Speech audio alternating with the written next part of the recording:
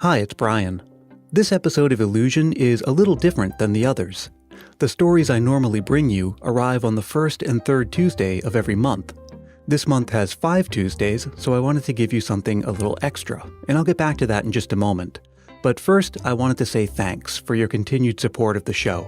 And I'd love to hear what you think, so please leave a review on Apple Podcasts. It takes less than a minute, and it really does help more people find the show, and it lets me know what's working and what isn't. Second, this bonus episode is presented in partnership with Backyard Media Company, and with the help of Helix. Helix offers something that doesn't exist in any other mattress retailer, a completely customized mattress personalized to your unique preferences and sleeping style that won't set you back thousands of dollars. Go to helixsleep.com/illusion and take their simple 2 to 3 minute sleep quiz. They'll use your responses to design and build a completely personalized mattress just for you. Now think about that. The mattress you get will be custom made based on your unique needs for a good night's sleep. The result? The most comfortable mattress you'll ever sleep on. To find out more, the first step is to visit Helix and take that 2 to 3 minute sleep quiz. Go to helix.com/illusion right now and you'll get $50 toward your custom mattress. Now, this episode is arriving on Halloween, a day when we all have a chance to change our clothes and appearance and feel what it's like to try on a drastically different identity for a little while. It's something that happens only once a year, but for some of us, that kind of thing is much more common. The art of drag, performing as a member of a gender other than one's own, has been around in one form or another for thousands of years. The modern notion of a drag queen goes back to the late 19th century in Europe and America. And even though it's enjoying wider popularity and acceptance nowadays, thanks to the success of the show RuPaul's Drag Race and social media, it's still very underrated and underappreciated as a performing art. And it's one that relies heavily on illusion. Illusions oftentimes rely on recognition. When a magician makes an object float, we'll accept that it's floating only if it matches whatever notion we have of what a floating object looks and behaves like, either from memory or imagination or experience. And optical illusions also exploit our involuntary pattern recognition. And when it comes to gender, there's so much that we recognize, apart from the obvious physical traits. Things like gesture, mannerism, posture, vocal inflection, all of those play a critical role. And creating the illusion of belonging to a gender takes mastery of all of that. I wanted to learn more about the art of drag, so I spoke with Gina Tonic, a drag queen who performs regularly in New York City. We had a wide-ranging discussion covering the history of drag, the New York drag scene, drag as a performing art, and much, much more. So, I hope you enjoy my conversation with Gina Tonic. So, how did you get started doing drag? So I've been performing on stage just in general as myself since I was about 10 years old. And then I first got into drag about 9 years ago. I was in a musical called The Three Penny Opera, and I was called back for the show and then got cast in the female ensemble and thought there was a mistake happening, and turned out they wanted me to perform in drag in the ensemble for the show. So that was my first drag performance. And then I had sort of done drag just through theater alone a couple times after that. And then it wasn't until it'd be about 2 years ago, almost exactly, that I started drag as a solo performer here in New York City. And I take it that drag is very present in New York City? Oh, definitely. I mean, it's become such a big, I would say, trend right now. When I first moved to New York, there were, a handful of drag shows every week. And now there's 5 or 6 different shows every night in different bars in different parts of the city. It's just everywhere you go, there's drag queens. It's crazy. Oh, that's interesting. What do you think is behind that growth? I will say I do think the hit television series RuPaul's Drag Race has really driven that. It's really brought drag into the mainstream. But now there's people who, normally wouldn't have gone to see a drag show. Before it was lots of just typically gay men who'd go to see drag. And now you have, lots of straight women and just people of all kinds who are drawn to the artistry and the costume and the pageantry and all the glitter and glamour and glitz and all that really draws people in, I think, and makes for a really fun evening. Yeah, and I'm sure it also has something to do with the fact that drag queens tend to have these really fun, creative names. How did you go about coming up with yours? Ooh, that's a great question. I think that coming up with a good drag name, it's really hard to kind of find it. I think like the wands in Harry Potter, it has to find you. Before I was performing as Gina Tonic, I actually performed as my given name, under my given name for theater. And then for a while, back when I was living in Los Angeles, I used the name Venus DeVille, so like, Venus, like the goddess, and then DeVille, like Cruella DeVille. And that name, I never really quite grabbed me. And then one day, my drink of choice, of course, is a gin and tonic.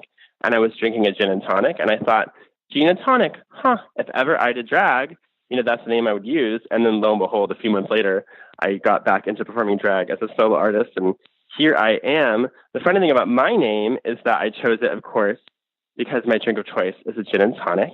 And I like the last name Tonic because I'm also a singer and a musician, and tonic is sort of a musical term for music notes. And so I had, so this is a great name for me. And then one of my ex-boyfriends was like, oh, and also your mom's name is Gina. And when I came up with the name, I had completely forgotten, of course. So now I think the persona has become kind of an homage to my mother, who always wanted to be a performer and then had kids, which kind of stopped her from doing that. So I like to kind of carry her honor along in my performances and kind of keep that torch alive for her. And she always jokes that she lives vicariously through me as Gina Tonic. I think when most people imagine a drag performer, the first thing that comes to mind is a man, typically a gay man, performing as a woman. But are there performers of other gender identities and orientations performing drag? I'm so glad you asked this question. So it's true that, for decades now, it's been mostly gay men. But I think that in the time we live now, I think that a lot of the prior thoughts about, gender and sexuality have really changed. A lot of people see gender as something that's on a spectrum. I have lots of friends who are transgender or non-binary. They're neither male nor female. And they're drag performers. And I have women who are, friends who are born as a women who are drag performers. And, you can have, men dressing up like women. You can have women dressing up like women. You can have women dressing up like men. There's really become a wide range. There's even some drag performers who are just, their drag persona is somewhere in between male and female, and it's sort of ambiguous. Now that's really interesting because if drag has traditionally been about one gender performing as another, and if our ideas about gender being a binary are starting to change, is that changing what it means to do drag? Yeah, I think so. It's funny because you think about, drag in Shakespeare's time, and that was something where women, couldn't perform on stage, so men had to play the women's roles. So it was thought of for a long time as men dressing like women. And then, there were women who started dressing like men, more like in the 70s and 80s, I want to say. And now it really, the definition can no longer be what it used to be. It can no longer be a man dressing like a woman. That doesn't fit anymore. And I don't know that I can really define what it is. My only definition would be that it's a performative, you're sort of performing gender at a sort of exaggerated level, whether that's your own gender or an opposite gender or some kind of indeterminate gender. But I think what really makes drag is the performance level being at this very exaggerated height. Okay, so give me a sense of some of the different kinds of performers and performance styles you might see at a drag show.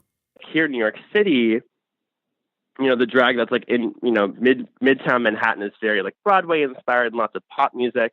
But then if you go down to Brooklyn, there's the drag down there can, vary from like drag queens who look like lizards or aliens or, drag queens who wear like funky, like almost like clowny outfits. There's really a wide range. And especially here in New York, we have lots of queens. There's lots of us who moved to New York to become musical theater actors on Broadway and haven't made it yet. So we have taken solace in drag performing as a creative outlet. And so because of that, you have lots of really great dancers and, really great singers.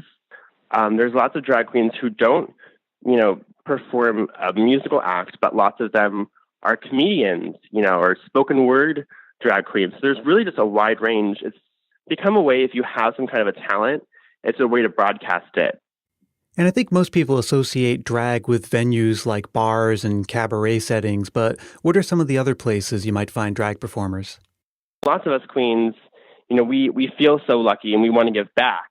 And so there are a few different public libraries throughout the country that do like a drag queen story time hour where a queen will come dressed up to the nines and read a book to kids. That's one totally unexpected area. There are lots of like drag bingos. There are, nowadays there are like drag cruises, where you might go on a cruise ship with a bunch of drag queens and there's drag performances day and night. Here in New York City, there's like a tourist bus that, drives around like any other tourist bus would do and shows you the sights, but there's also drag performers there performing. It's really infiltrated into lots of different parts of the world. And, I think that for a lot of us, because there's such an oversaturation, we have to kind of find jobs wherever we can. Okay, so now I want to ask you about some terminology, because I've heard the terms drag queen, female impersonator, and female illusionist. What is the difference between all of those? So to me, a drag performer can be anything under that umbrella. It's basically just any sort of exaggerated form of a gender performance. Female illusion now can be, I think that tends to be someone who is trying to look more like a real woman. That tends to be more in like the drag pageant circuit. It's just like there's like Miss America and Miss USA. There's a whole series of pageants just like that for drag. And so a lot of those performers tend to be female illusionists. I think that female impersonator and female illusionist are maybe more older terms that, that are kind of out of vogue now that drag has blown out so much. Female impersonators, too, can refer to people who impersonate other famous people. Like a Dolly Parton impersonator might be called a female impersonator. Okay, and speaking of that, there's something I've always wondered.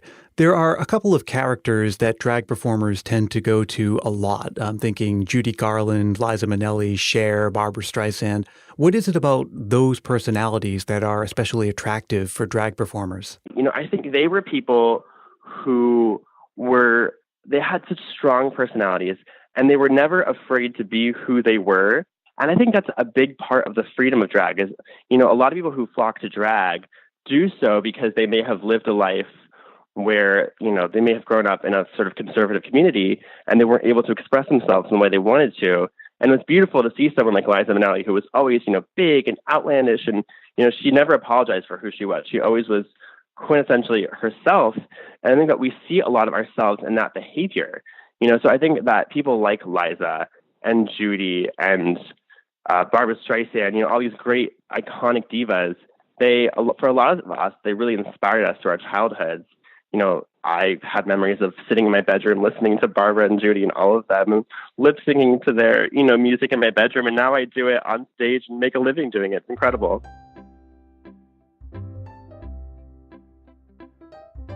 Hey, there's more to come in my conversation with Gina Tonic, but first I want you to try something. Tell a friend or family member that you need help moving a sofa up a flight of stairs or assembling a couch. Those kind that come with a little hex wrench in the cartoon instructions. And notice that look of panic on their face. Yeah, that's why you should check out Burrow. Burrow is the brand behind the most clever, comfortable sofa designed for your life and living room. They do some pretty clever stuff, like, how your couch always blocks at least one electrical outlet, and it's awkward to reach behind just to plug in something? Well, Burrow sofas have integrated USB ports, so it's easy to stay charged up. And Burrow sofas are made with the same high-quality materials as Pottery Barn and other high-end retailers, incorporating sustainably sourced North American hardwoods and naturally stain-resistant chemical-free fabrics. And they're modular, which means moving them is a walk in the park. No more broken backs, no more fear of stairs, and no more scuffs on the wall. They're shipped to you in compact boxes, and setup is a breeze. It takes less than 10 minutes with absolutely no tools. And if all that weren't enough, you can have a Burrow sofa for half the price of other designer sofas. And if you visit burrow.com and use the promo code ILLUSION at checkout, you'll get $50 off your order. Okay, now back to my conversation with Gina Tonic. Something actors get asked a lot is how they're different or similar from the character they play. So I'm going to ask you the same question. How much are you like the drag character that you play? The drag character that I play, I grew up in Los Angeles, California. So the drag character that I play is kind of this like Cher Horowitz, Elwood, dumb blonde kind of valley girl that lives inside of me. And I think that once I get the wig on and get the dress and the heels on, that kind of little character inside of me just comes out, and my voice gets a little bit higher pitched, and I'm just kind of goofy and dumb, and it all does come out. So for a lot of us, it is a sort of person inside of us that we always have, and it's always at like a level 2. But once we're in drag, it becomes a level 10. I think the best drag is the kind where you bring a piece of yourself to it. How long does it take you to get into hair and makeup and costume? I personally am really fast at makeup. So for me, my makeup itself might take anywhere from 45 minutes to an hour 75, which to the average viewer might sound like a lot of time. But there are some drag queens who are true makeup artists, and some people can spend 2 or 3 hours on their makeup alone. And that doesn't include the time before that spent, styling a wig. I spent my entire Monday afternoon shopping for clothes for new costumes. And then that's not even on top of time it takes for us to, learn new songs and, write jokes. And there really, truly is just so much preparation that goes into it. And I think that's something else that a lot of people don't quite appreciate. If you don't understand how long it takes for me to, if I want to make a costume, not only is it the time it takes me to sit at my sewing machine and sew it, there's also the time it takes for me to go out and buy the fabric, find the pattern, figure out what's going to look good. There's really just endless preparation. I had a day off yesterday, and even though it was technically my day off, I spent the entire day working. So the work never ends, truly. And with the makeup piece, I imagine there's so much of what you do that involves optical illusion. So how do you take a male face and make it appear female? I think the illusion of drag comes down a lot to proportion. So generally, if you're trying to turn a male face into a female face, the first kind of technique we use is called contouring. So what that is, you would put on sort of a neutral face or skin color that matches your skin tone, and then what you do, just like an oil painter would do, you get color and you darken up where the shadows of your face would be, and that helps to round out your cheeks, round out the shape of your forehead. For someone like me, I have a very large chin, so I use a darker shade of makeup to sort of contour my chin to make it appear smaller. There are lots of men kind of, along with the thought of putting makeup on your hands, a lot of men will put makeup on their chest and contour their chest to look like a female's body as well. So that contouring is a big part of kind of a first step. And then from there, the male face tends to be a lot larger than the female face. So for a lot of us, what we'll do is we will draw with eyeshadow and eyeliner to make our eyes appear bigger, so that proportionally it creates the illusion that our face, seems a little smaller on our head, like a woman's would be. If you look at the way that a male drag queen, so someone who's born as a man dressing as a woman, if you look at the way that someone like I do my makeup, it involves drawing lots of round shapes on my face and then blending that in to make it look seamless. Now, if you were to find someone who's a woman who performs as a drag king, a male drag performer, they tend to draw lots of square shapes on their faces. And I really think that's maybe kind of one of the simplest differentiations between kind of the if you look at cartoon characters of women and you look at cartoon characters of men, somebody like Fred Flintstone, it's these very kind of angular square shapes. And that's just something that I think we perhaps instinctually think of as being male. And then you look at someone like Betty Rubble or Wilma Flintstone, and they are, there's much more rounder shapes in those characters. And I think that's just a very simple kind of rudimentary difference between the stereotypical ideas of men and women in the gender binary. Of course, in recent times, it's been kind of blown away, and we're kind of discovering that there's more to it than just that. But I think if we're looking at just classic drag, I think that's what it boils down to. It's kind of square shapes versus round shapes. And when it comes to creating a female body, there are some very obvious things, of course.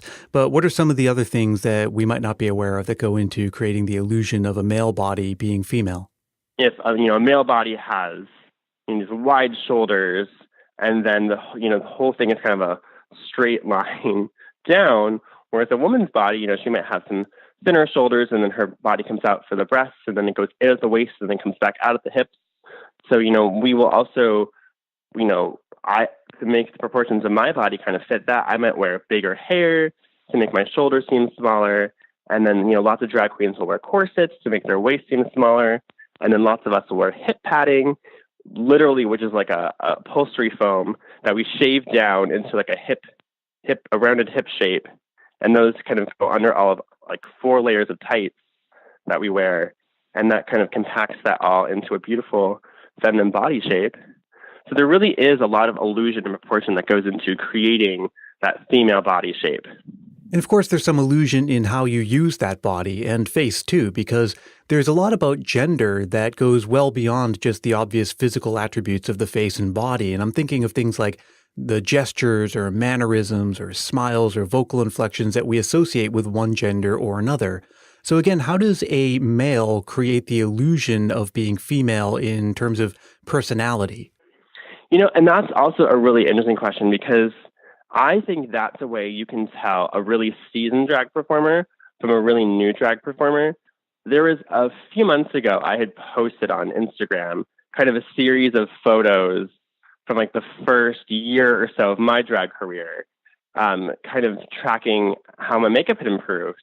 And it was interesting, one of my friends pointed out, not only was it a journey through my makeup improving, it was a journey through me being comfortable in a woman's body. And I think that's a big part of it is, oftentimes you'll see a new drag performer and their movement might be very kind of square and rectangular and very kind of choppy, which is a very kind of male way of moving. And I think as lots of drag performers get more comfortable being a woman, it becomes very fluid and very, very kind of round. You think of women being very round and men being very square and rectangular. I think that's kind of a difference, And really, I think for me, it just comes from observing. I love people watching, which is a big part of why I love living in New York City. So I think for me, it comes from, watching women I know in my lives and how they move and kind of imitating that.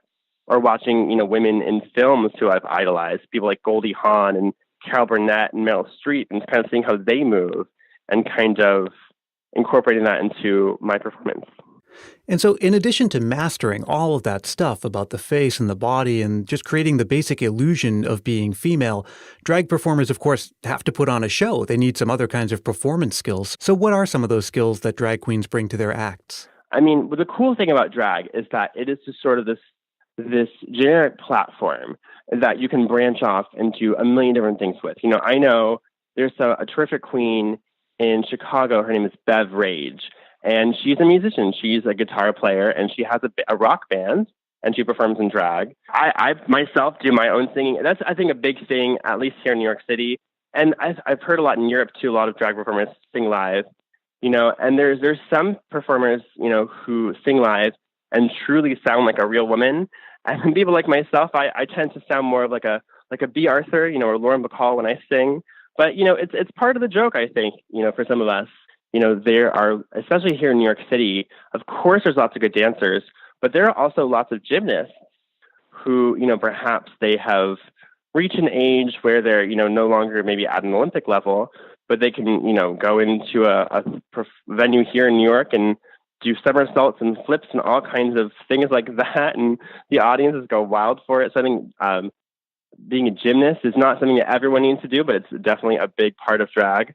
There's lots of really talented makeup artists. There are some drag queens who do magic too. I know a wonderful queen here in New York City named Boudoir LaFleur, who incorporates lots of magic tricks into their drag, which is also really exciting.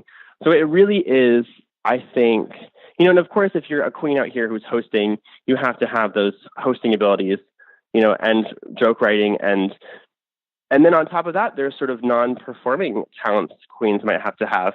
A lot of bars expect us to be like club promoters. So you need to have good marketing skills. Lots of queens, myself included, produce their own shows.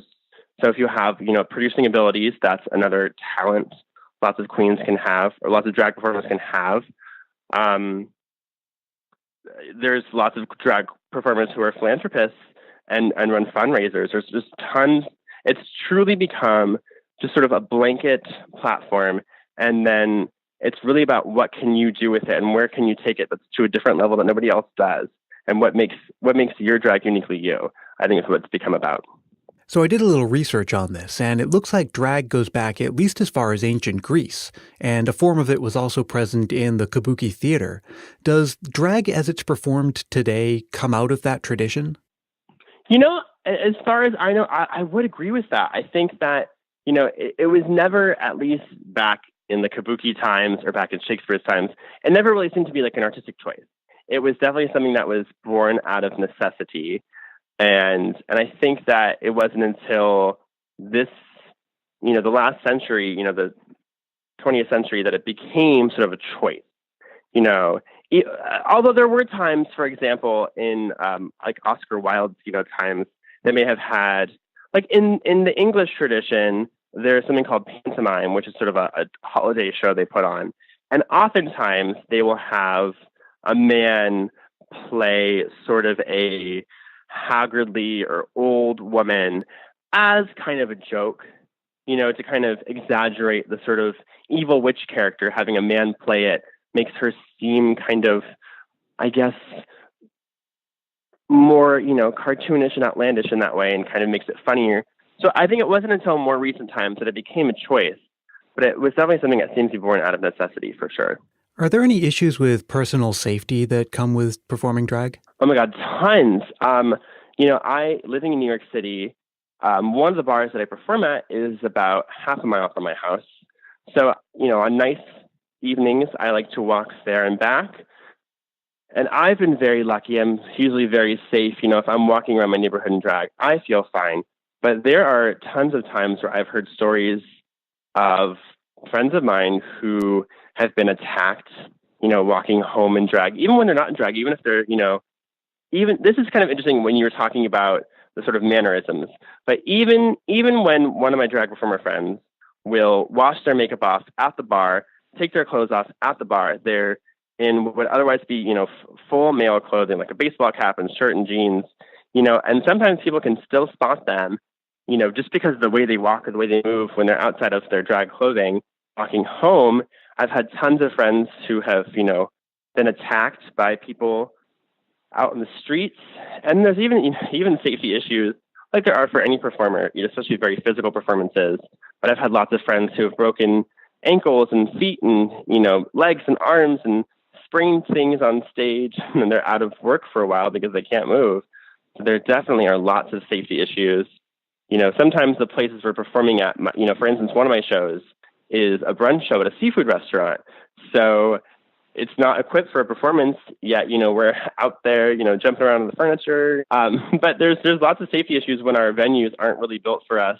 Lots of queens like to stand up on the bar and belt a high note, for kind of a dramatic effect for the audience. And what happens if you jump off the bar and fall? And you might break a heel, you might, break your foot. There's a lot of danger, I think, especially the more active you are as a performer. And that's something I think the average person wouldn't appreciate about the art form. What do you think are some of the other things that the average person just does not appreciate about drag? It's so funny you're asking questions that have been like topics of conversation amongst me and my friends lately. So I think that something that a successful drag queen does is sells a fantasy or sells an illusion. So to our followers, to our friends, to our fans, when they see us on stage, they only see that fantasy part of us. And a successful drag queen, there's sort of nothing wrong in their world. Everything should be perfect. Everything there should be no appearance of like poverty or illness or, unwell. It's always, should always be happy and joyful and glamorous and, rich and beautiful. But the truth is that for a lot of us, it is a struggle. You think about someone who's a painter and their art, they can just put on a canvas and the canvas can just be up and the canvas doesn't have to live or breathe or make a living wage, but the rest of us, my canvas is my body and my body gets tired. And sometimes it's hard for people to understand, what we go through.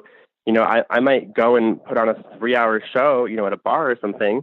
And afterwards I'm exhausted, and it's not like I can just like take my body off and put it to rest. Like, I still have to live in that body, and, I still have to do my laundry and cook my food and bathe myself. So still all the work that goes into being a human is still there.